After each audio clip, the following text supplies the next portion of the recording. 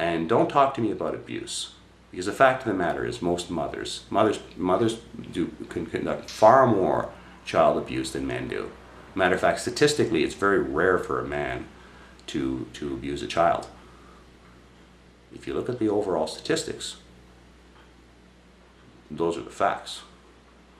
I'm not trying to elevate men by knocking women, but I am saying that, you know, it's totally unwarranted, this kind of attitude that there is out there against men. I mean, feminism was supposed to be about equality. So here we are with you know, men trying to step up to the plate and take care of their kids, to have equal custody, and it's being denied. So we got a time warp here with the courts versus what society wants. And by the way, the majority of Canadians statistically do support equal parenting. So it's not as though I'm somehow out of touch. I've got all the statistics here. I've done the research. You know, and the majority is behind me. And if you are too, then you're with the majority as well, because that's the reality of it. I could go into opinion polls and a variety of information and so forth, but you know what? If you really care that much, then you know about this. I am asking you to perhaps have an open mind. Look at Bill C422. Check it up on the internet. You're going to see there's really nothing there that's anything less than requesting equality. There's also a provision for the parents to be put into therapy if there's a situation where, or not therapy but counseling, if there's a situation which is highly contentious. There are provisions for these things to go to mediation, and there is a mandate that parents are equally responsible for taking care of their children.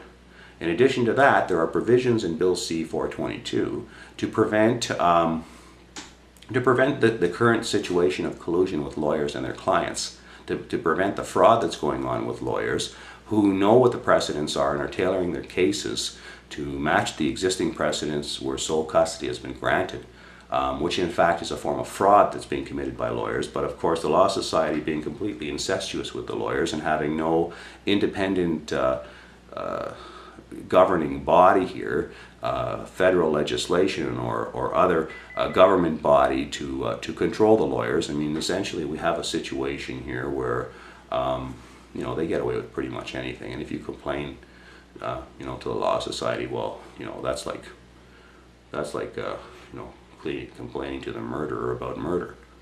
I mean, it's all the same club.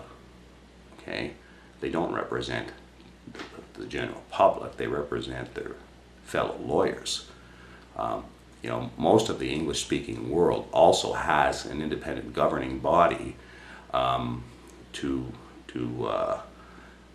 mitigate the problems with the legal establishment. Even in Great Britain, they have different independent individuals with the government who take care of these matters. But anyways, I don't want to get too far astray talking about that stuff. I just want to encourage you to take a look at Bill C422, and if you have a fair bone in your body, if you're a reasonable person, or if you're concerned with this issue, you may realize that now's the time to do something about it, okay?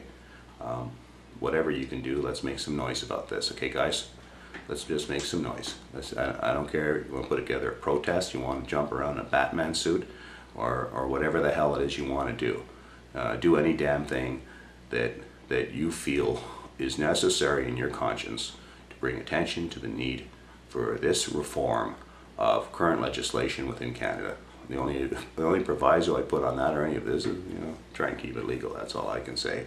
But I'm not responsible for what you do, so you do whatever the hell.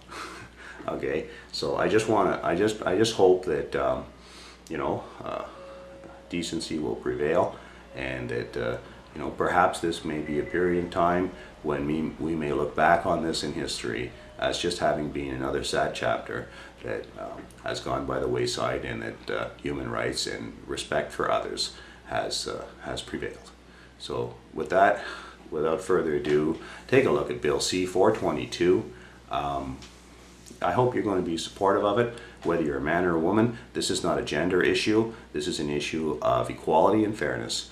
And if you're in favor of equality and fairness, then what I would ask you to do is to do whatever is within your power to offer your support on this very, very important human rights legislation, because this is very important not only to us adults, but to every child in this country. Every man, every woman, every child. It's only fair. Equality is fair, and equality is what is the intent of all of this social change that we've experienced in the last few years. So let's not show it to be something that has been hypocritical. Let's show it to be something that is legitimate and that has a real social force, and that it's not just about one gender, but it's about both genders. When one gender is allowed to move up in society, you have to be fair about it and allow the other to come along with you. And you know, that's just fairness. It's give and take. And this piece of legislation is only about equality, not about taking from anybody. It gives the same thing to the woman as it gives to the man.